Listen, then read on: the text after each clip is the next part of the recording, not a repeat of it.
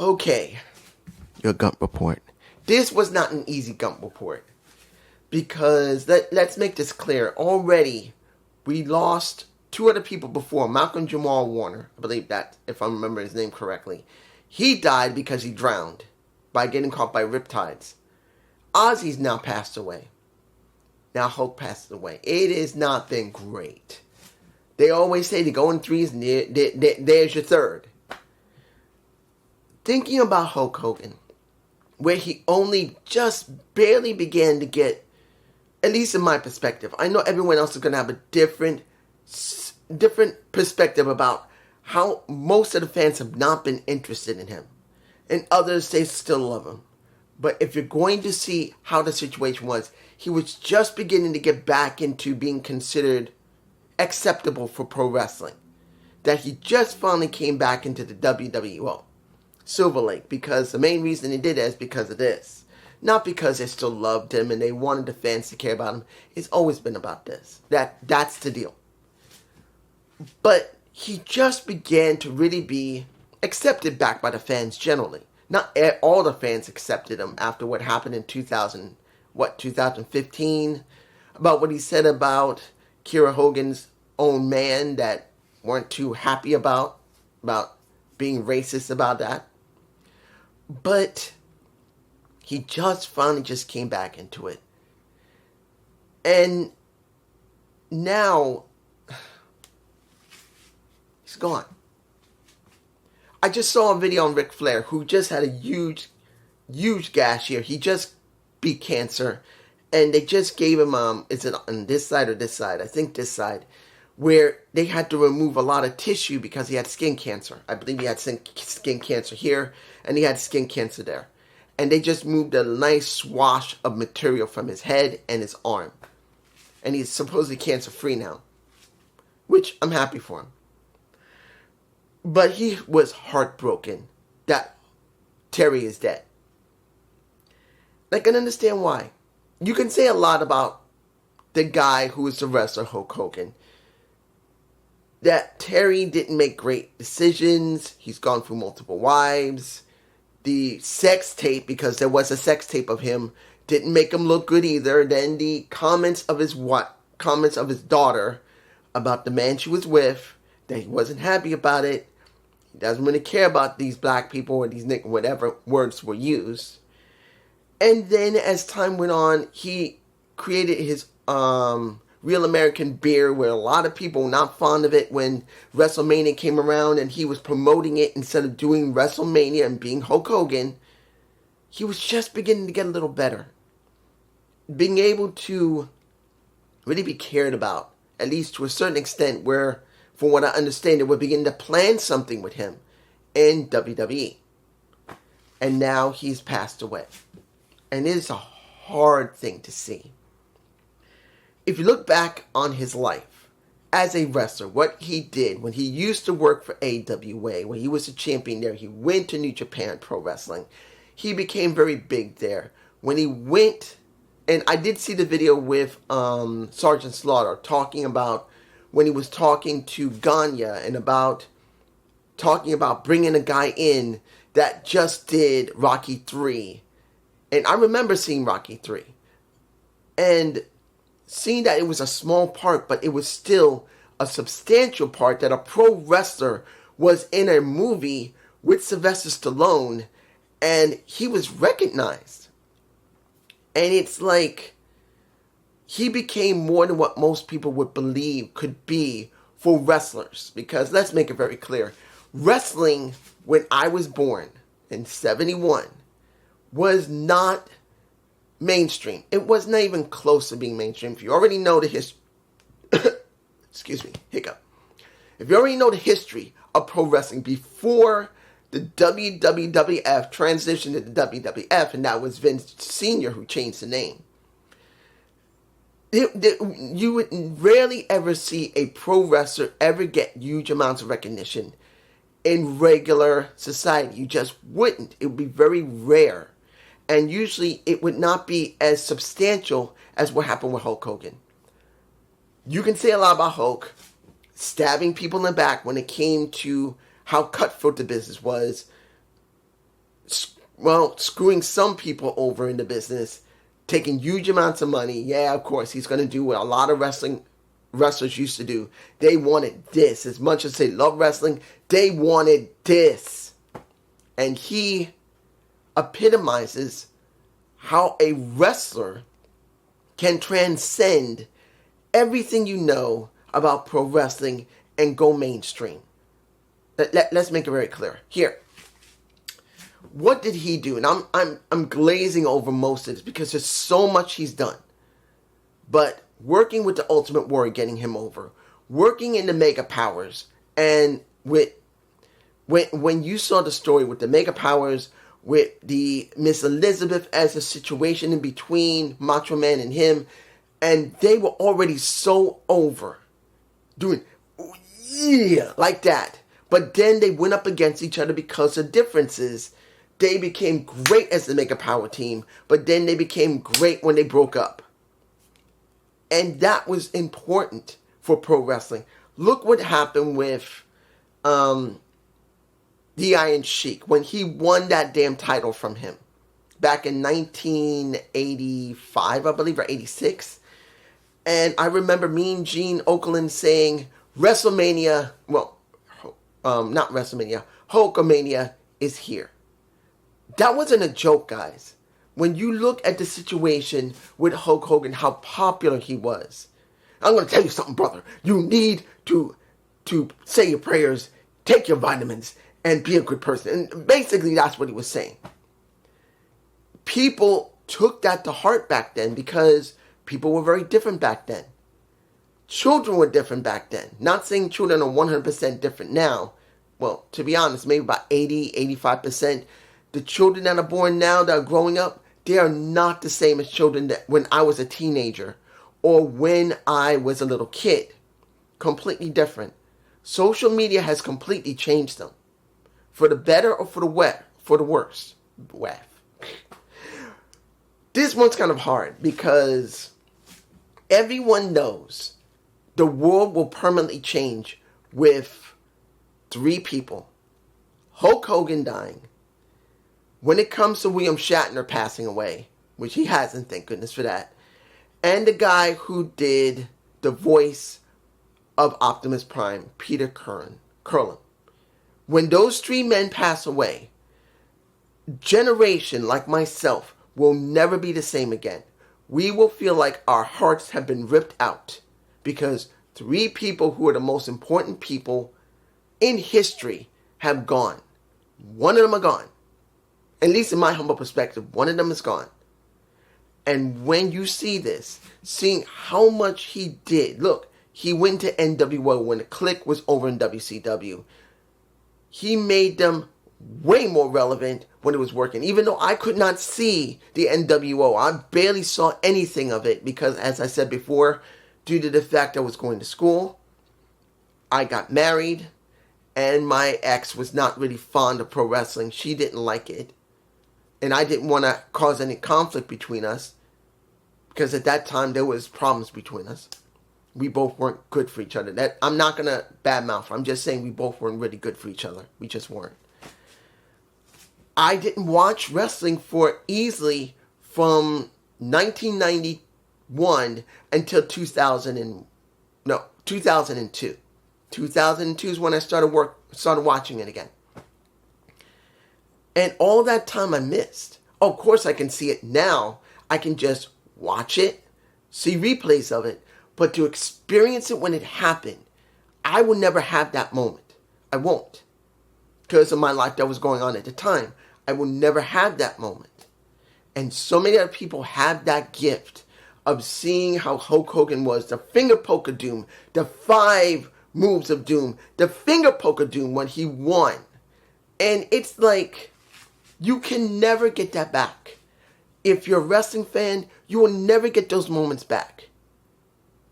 And on top of what he didn't just work in WWE, WWF, became one of the most popular wrestlers there with Brutus the Barber Beefcake is one of the most popular people for me.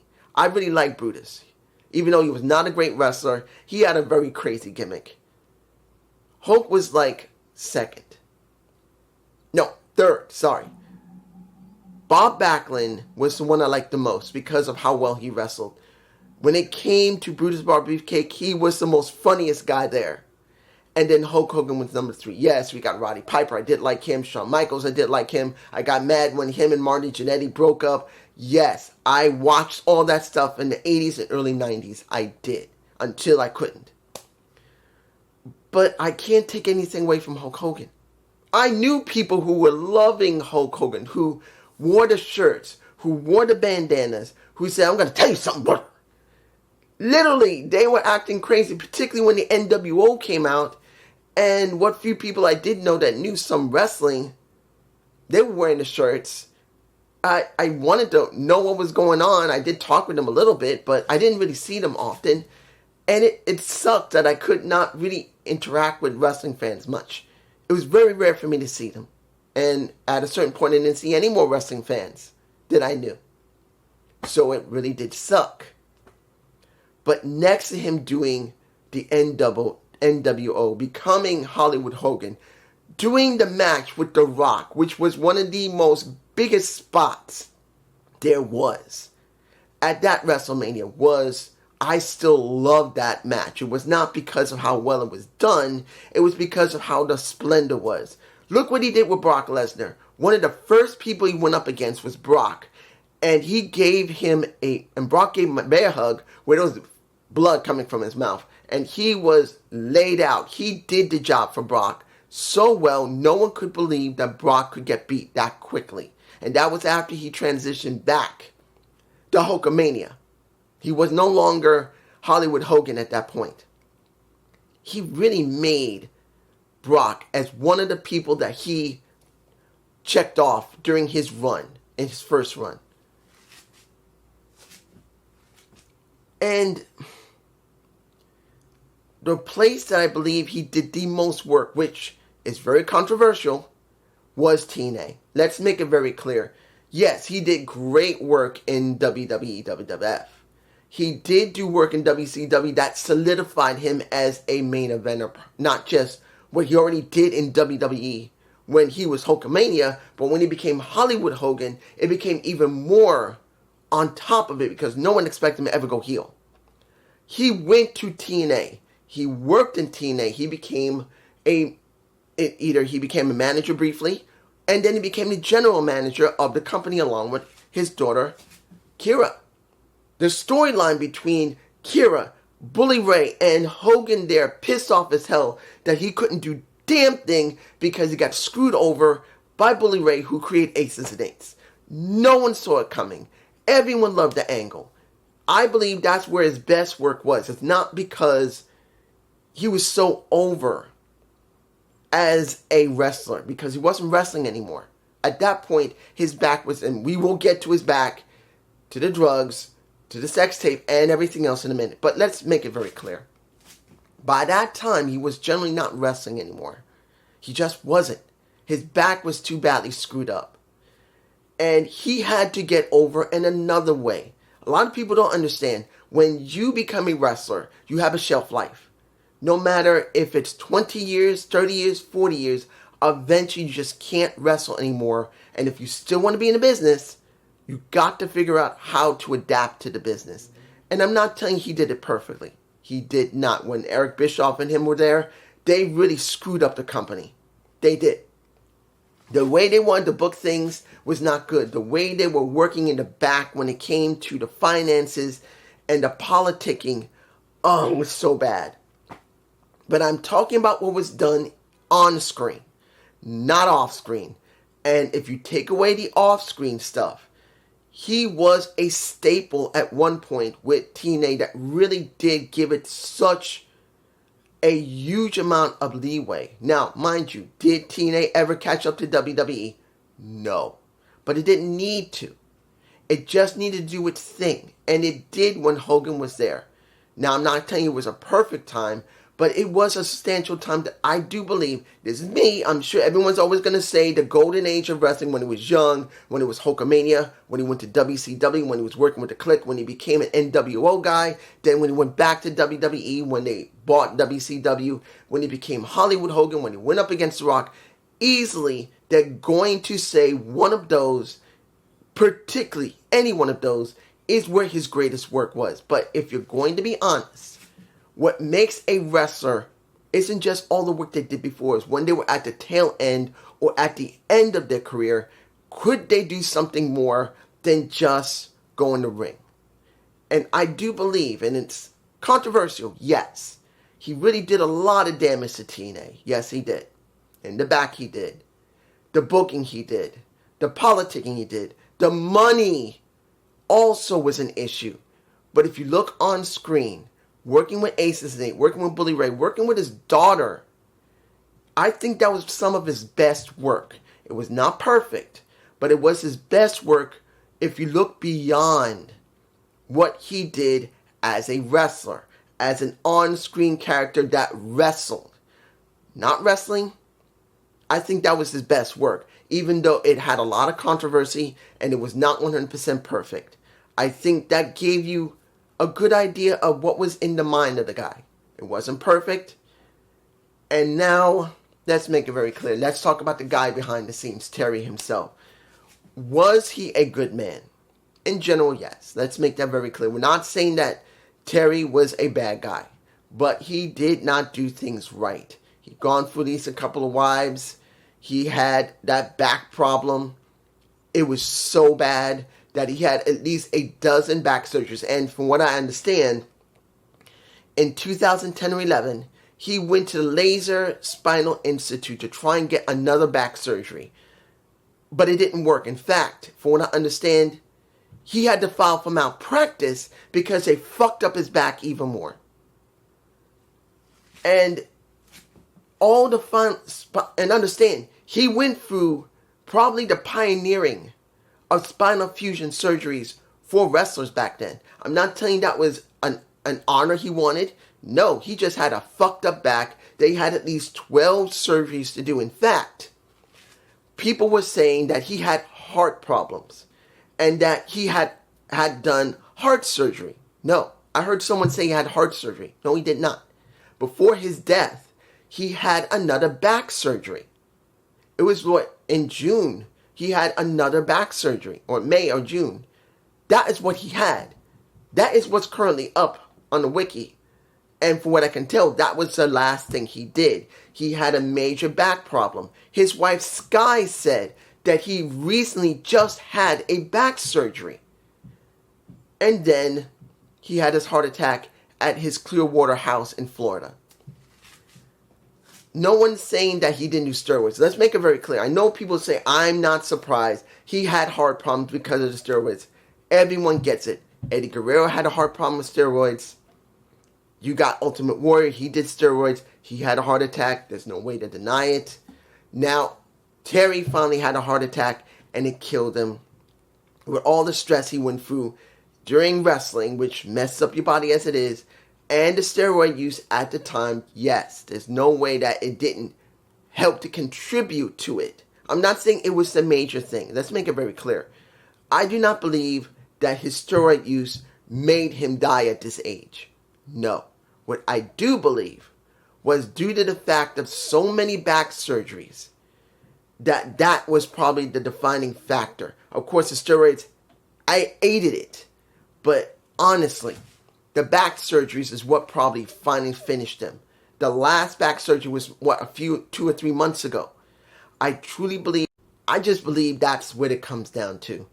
It wasn't the steroid use completely. There's no way that it was completely steroids. Now, we know that he did do some drugs after his time in WWE, but it's very rare. But let's make it clear. Well, can't say rare. He did something. Let's make it clear, though. I don't believe the steroids was the defining factor. No. It was the back surgeries. I think that would have been his 13th back surgery. He's done over a dozen. I say, before this one, I think he'd already gone through 11. Say it again. 11 back surgeries by that time. This year, the last couple of months, 2 or 3 months ago, he had another one. That, I believe, would have been 12. Or 13. 12 or 13. I don't know how the number is. But let's make it very clear. That's what probably got him. It had to be. But what does this mean? No. How do I feel? Almost forgot. How do I feel about him saying what he said about his daughter's boyfriend? Or was it her fiance? I can't remember right now. I've said it years ago. He is from an older generation. He's from the 1950s. He was born in 1953, I believe. And people back then had a different mindset. I'm not condoning what he did, but I have learned as someone who grew up in the 1970s, was born in the 1970s, that people that are from my generation have a certain mindset and they don't want to change it. Or there are some who do. Now, did he learn his lesson? Yeah. He lost a lot of popularity because of the comment about his daughter's boyfriend or fiance. Don't want that man, that black man or that nigger with my daughter. I can't remember what he stated at this time. But he learned. And for what we understand with Sky, his current wife, he started following religion. I'm not going to tell you that religion can change you. You can still be exactly the same way you are, no matter what religion you are. It is still up to you to choose if you want to change your attitude. It doesn't make a difference. Everybody says when you find God, you change. No. I've learned that the hard way. That not everyone will ever change, even if they followed God, Jesus, Jehovah, or Muhammad. It doesn't really make a difference. It just depends on if you're willing. Not just that you follow it. You got to be willing to want to change. Even with that. That's the thing that not many people talk about. I'm not trying to be a religious guy. I follow the American faith. But I was born Catholic. So I follow this now because it's the right thing for me. But I say this to you. If you have any qualms about him being racist, I can't make you change your mind about that. It is up to you to choose. If you want to still praise the guy or still love the guy, but you don't have to forget about what he did. He made a mistake, or he made it on purpose, or he made a mistake, and he learned from it. It's up to you to decide if you're willing to accept that or not. Not forgive, but to accept what it is. Because everyone has to come to the terms of if someone they knew did something really bad, but they tried their best to correct it. Well, I know a lot of people are going to say, dude, you got to forgive. No. You don't have to do a damn thing. Like I said, you can follow religion, but it doesn't mean you change yourself at all. It is up to you that you want to accept the change. And when you do, if you want to call it forgiveness, go ahead. Or you do acceptance. You got to choose it. It doesn't make a difference what you believe. It's got to be up to you to choose to want to accept it. Now, for me personally, I didn't have an anger towards him when he did that. Because I did grow up in the older generation, and things like that happened. Look, I was being called Uncle Tom as a kid. And when I became an adult, because of how light-skinned I am, because I didn't act like everyone else, I was always very different. And my views are different. And black people called me an Uncle Tom. They called me the N-word. They called me a traitor. Just because I thought differently. Doesn't mean I'm evil. Doesn't mean I'm bad. But I learned that that's just how people are. They can choose to change. And Terry did. From what we know, he never said those expressions again. He had a different mindset. He chose to change. So for me, I don't have a problem with him when he made that comment years ago. But what do I feel about things now? Do I feel like he has a great legacy? Yes, he does. He has a legacy in WCW. He has a legacy in WWE, WWF. And then he also has a legacy in TNA. Everyone has the right to see him as their best wrestler of all time. They can say he's number one. For me, he's not my number one. He's not. But he's up there. You know it sucks when your batteries are dead. Both my batteries are dead. I had to swap one that was partially charged. Let's make this very quick. Is he going to be on Mount Rushmore? Yeah. He's on my Mount Rushmore. Next to Ric Flair. Next to Ricky the Dragon Steamboat. And I don't know about the last two. It's difficult to say. But easily, Hulk Hogan's there. Ricky the Dragon Steamboat is there. Ric Flair is there. The last one is I'm not sure about because it would have been the one that would not be named, Chris Benoit. But unfortunately, what he did in his legacy is a lot more worse than what Terry did. So I don't know who would be my last person on my Mount Rushmore, my four. But I can say that he's one of them. But this is just me, and I hope you enjoyed this Gump report. Please give me a comment below. Sorry that there are pauses in it because the batteries just kept dying. Peace.